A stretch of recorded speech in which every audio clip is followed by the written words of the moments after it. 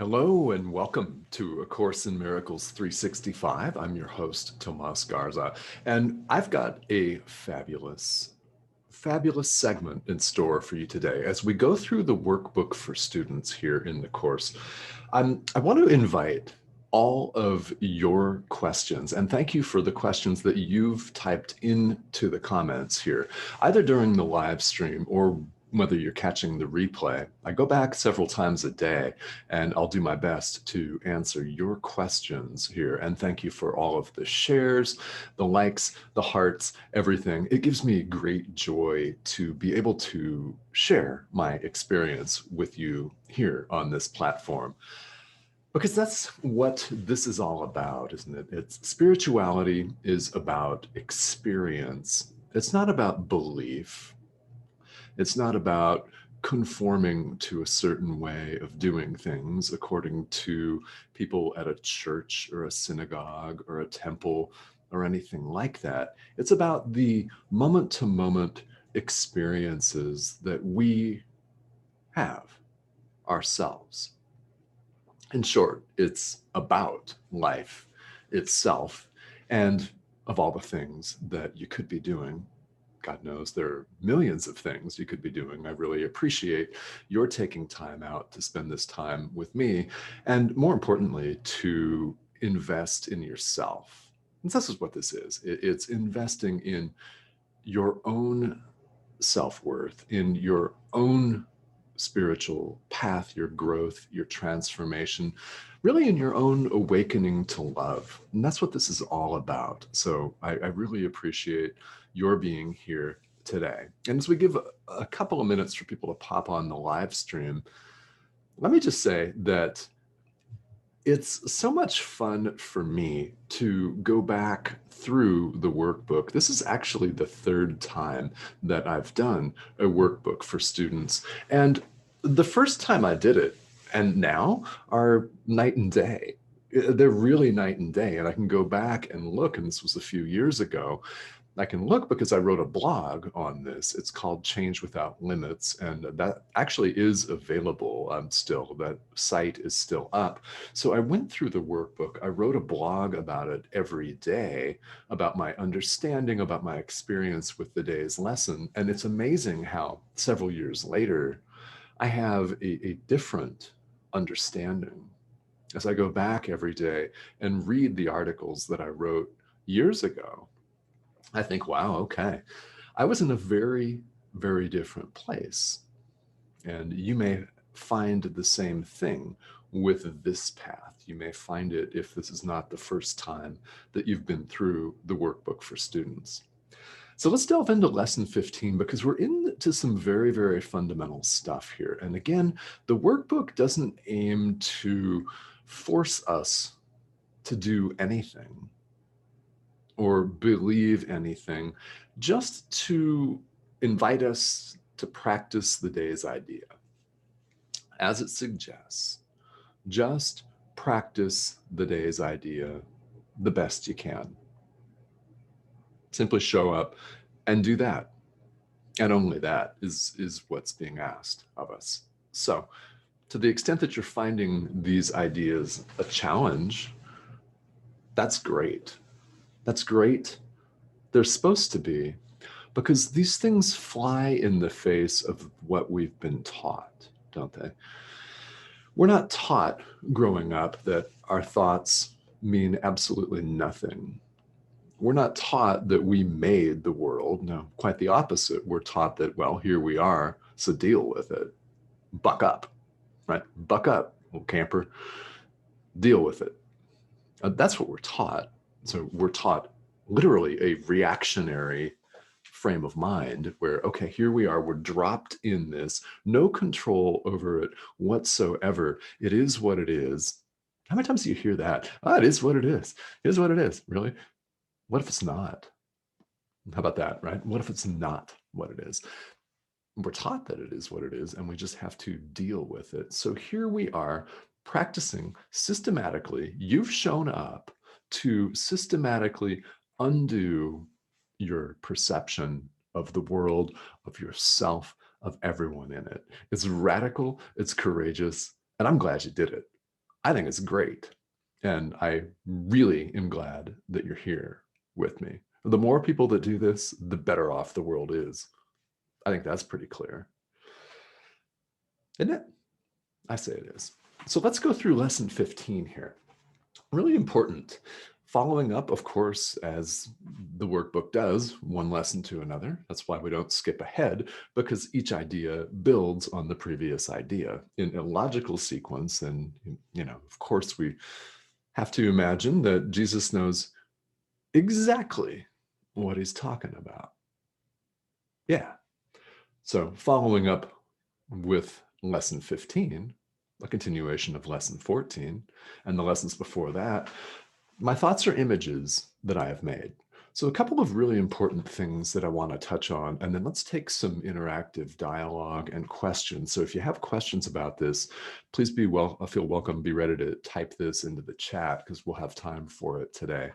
Our thoughts are images that we make. As we just went with lesson 14 yesterday and practiced the idea that we've made the entire world. Well, that would include our thoughts. Our thoughts are images that we make. You read the first paragraph of the commentary on here, and if you need to read it more than once, take your time. I would suggest that you do just that if you need to. Yeah, it's because we think we're thinking these thoughts.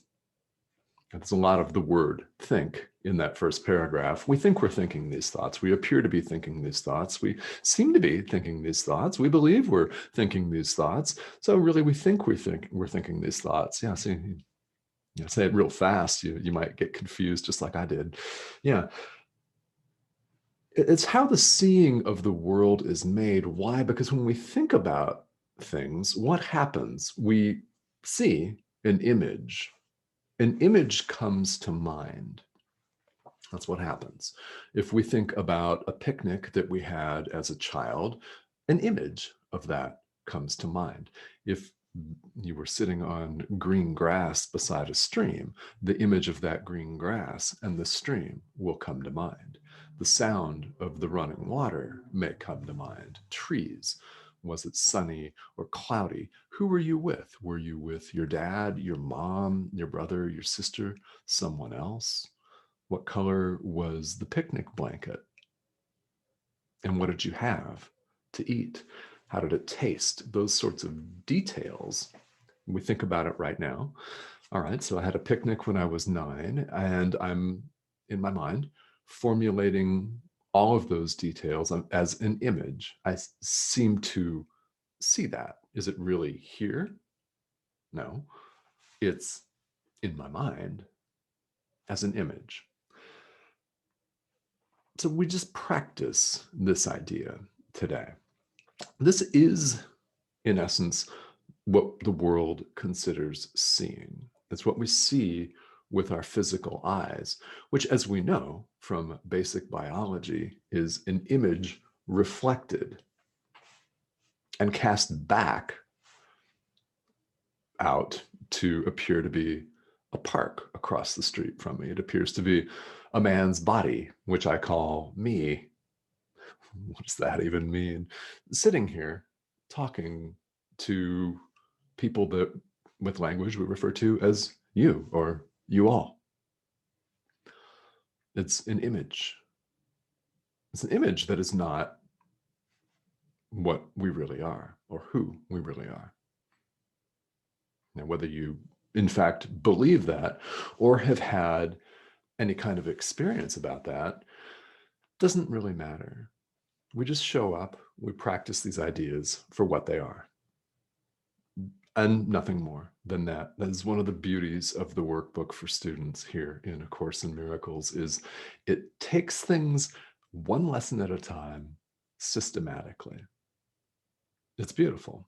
It's beautiful in that sense, because how many people are ready right now? I mean, if a full awakening experience were to come upon you just like that, how many people would be really ready for that? And how many people would be scared out of their minds? Right? We need We need to, in the world, most often, not always, but most often, have things presented to us in bite-sized pieces, in little chunks, in snippets, like a daily workbook exercise that we can do in under a minute, a couple of times a day, or whatever the actual day, the day's lesson calls for. We can do that. We can definitely do that. It's accessible to us, and that's one of the things that I love about this course is it is, in fact, accessible. So as lesson 15 progresses, okay, so these thoughts are images that we have made. It's fairly interesting here in the third paragraph. The workbook talks about what they call light episodes. So what is that? This is something that's really, really important. I want to spend a couple of minutes on this because the workbook describes a light episode as a ring, kind of like an aura or a halo, a border of light around objects that we appear to be looking at with the body's eyes. Okay, are we going to have those necessarily?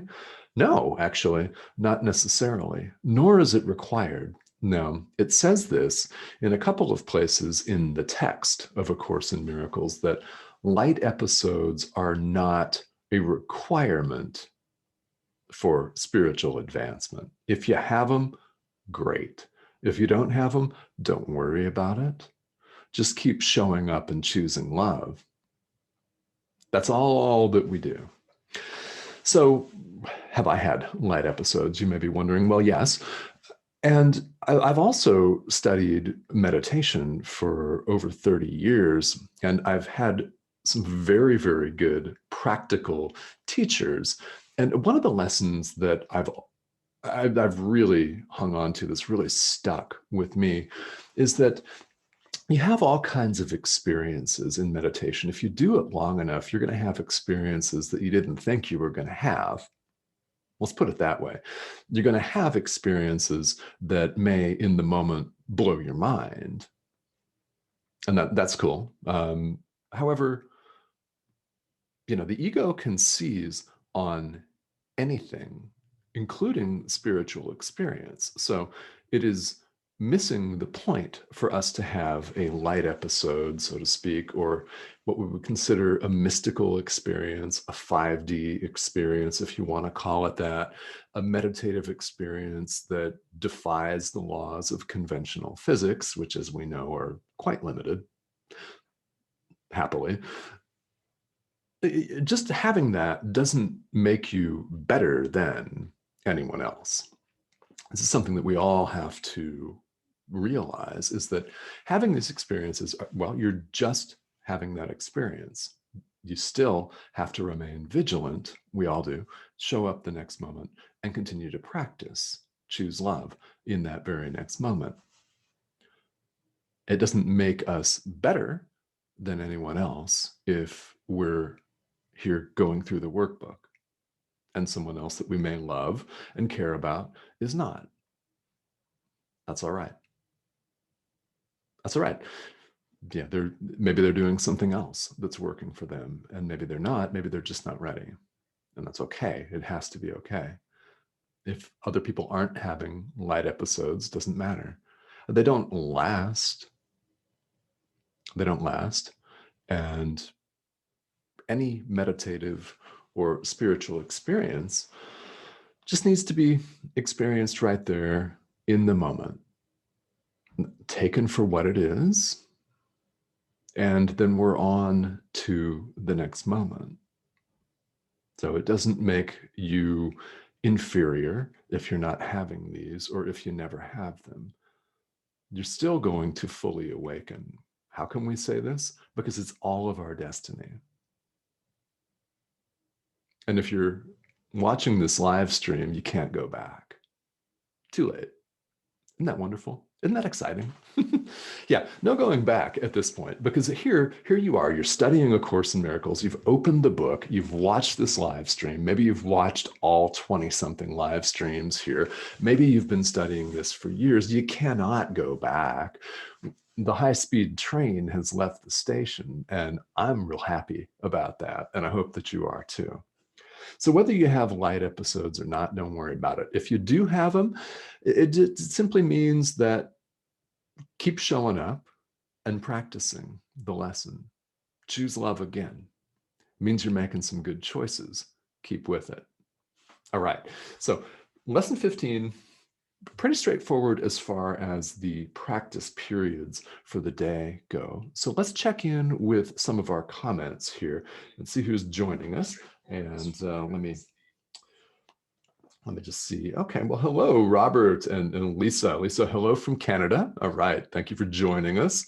Robert, you're joining us from Romania, correct? Yeah, it's really, truly an international crew. All right, and no, is it Andrea or Andrea? Hello, thank you for joining us. And yeah, Deidre, I love it. Thank you all for joining. Cindy, hello, how are you? So, and Deidre writes, it seems like doctors, we live in a world of practice.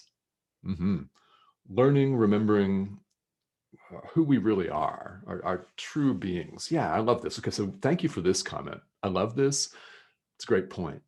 It's remembering, isn't it? That's what we're doing here. It's what we're doing is we're remembering things. Yeah. And what are we remembering? Well, we're remembering who we really are, our true nature. Our true nature, as a course says, that's as the Son of God, in other words, one with God. Yeah, spirit, source, yes, you name it. More powerful than we give ourselves credit for in the world, more powerful than we can even imagine. So let's be really happy about that. That's what I say. Yeah, let's be really happy about that, because all of spirituality is about remembering. It's been said in many traditions that it's about an unlearning, which it is, actually. As we let go of our current perception of the world and replace it with the perception of the Holy Spirit, to use course terminology here, we're getting lighter, don't we? Happier, more joyful. Yeah, things you may find seem easier if you've been practicing any spiritual tradition for a while. Odds are you're clearly not the same person that you were when you first set out to practice. That's what we can hope for. And that's what happens, in fact. It's what happens. The more you show up, the lighter you become, literally, literally. And it's wonderful. And Deidre has a further comment. I love this. I'm going to read it. Okay. Yeah. Don't you think they should include ACIM in our schooling system right from toddlers on? Oh, yeah. Now, what a different world that would be, wouldn't it? That's fun. Okay, I love this comment. Thank you for sending that. That's fun and that's exciting to talk about. Yeah. What about if we were taught this from an early age? What a different world this would be. Well, it's going to be that, because this is all of our destiny, right? Whether someone picks up A Course in Miracles specifically or not, we're all of the same nature. In other words, one, that's not just something that they say in reggae songs, right? It's literally true. We're not broken. That's really important. We're not broken. And it's a process of unlearning. And what if we were actually taught this first? Well, that would be really cool. Now, in all of our individual lifetimes, we've, of course, got to realize that we weren't taught this for several reasons, because we had experiences that we needed to go through. So I needed to suffer through Sunday school at a Baptist church for I don't know how many years, not resonating with it pretty much at all. I had to suffer through that and other experiences. I mean, we're not taught all of this from the outset for a reason, but we can teach other people. Because here we are now, and that's Yeah, that's ultimately what matters, is we make the decision to choose love right now. But it is really fun to think about what if this were the way that societies in the world were actually organized? Yeah, and Robert from yes, from Amnesiac to Amazing. Yeah, amnesia. That's cool. That's a cool way of describing it, right? Because we don't remember who we are. We've forgotten and we're remembering. We're having a series of aha moments until we have the consistent experience of an aha moment. We have the consistent experience of just knowing and being. Very, very cool. And this is just, it's just so wonderful to be on this path. So I thank all of you for joining me here today. If you have further comments, feel welcome to put them right here in the comment thread, and I'll get back to them. And I will see you all here tomorrow, different time tomorrow on Wednesday. It'll be 2:00 p.m. Eastern time. So that'll be for those of you in England, I think I'm getting this right, 19 hours UTC. So 2 p.m. Eastern time. And I will see you tomorrow. Thank you all for tuning in, and have a great rest of your day.